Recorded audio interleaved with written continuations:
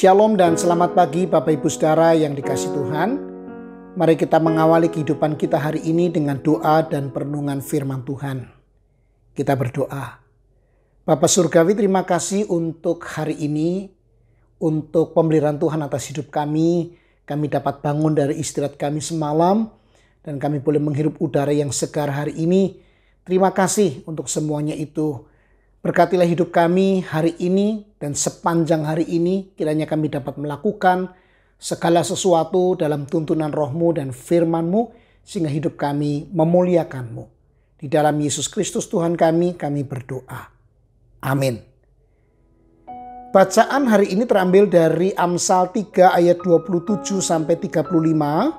Saya akan bacakan demikian. Janganlah menahan kebaikan daripada orang-orang yang berhak menerimanya, padahal engkau mampu melakukannya. Janganlah engkau berkata kepada sesamamu, pergilah dan kembalilah, besok akan kuberi, sedangkan yang diminta ada padamu. Janganlah merencanakan kejahatan terhadap sesamamu, sedangkan tanpa curiga ia tinggal bersama-sama dengan engkau. Janganlah bertengkar tidak semena-mena dengan seseorang, jikalau ia tidak berbuat jahat kepadamu.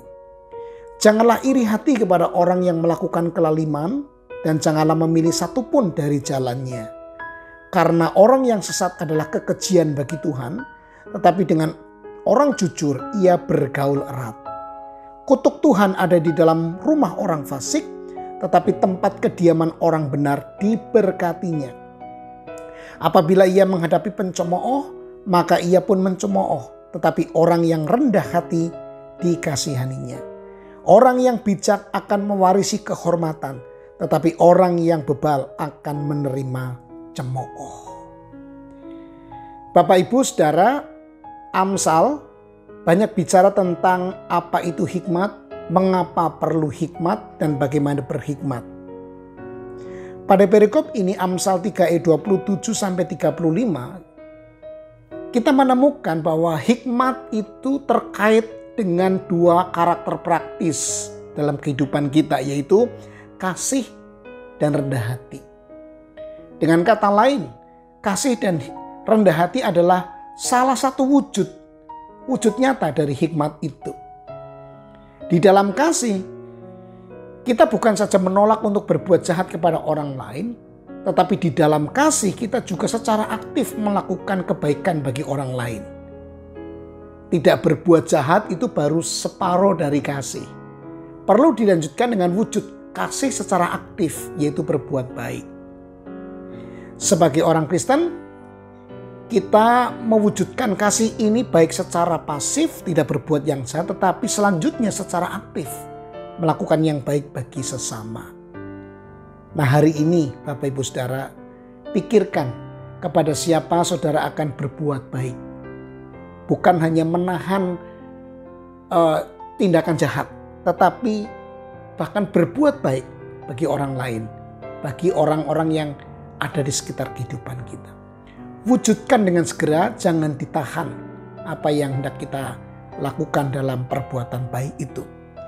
Kasih yang diwujudkan dalam tindakan konkret adalah salah satu wujud dari hikmat itu. Jadi hikmat bukan hanya soal pengetahuan, bukan soal kebenaran yang kita ketahui, tetapi hikmat mewujud di dalam perbuatan kasih yang nyata. Mari kita mempraktekannya. Yang kedua, Bapak Ibu Saudara, wujud dari hikmat adalah rendah hati.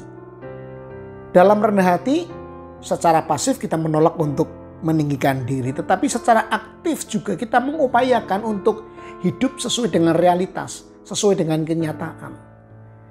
Rendah hati berarti kita bisa melihat realitas siapa kita dan menerima diri kita apa adanya, serta hidup sesuai dengan realita.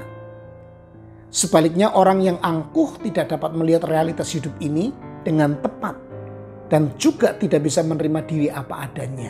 Ia hidup di dalam ilusi, bukan kenyataan.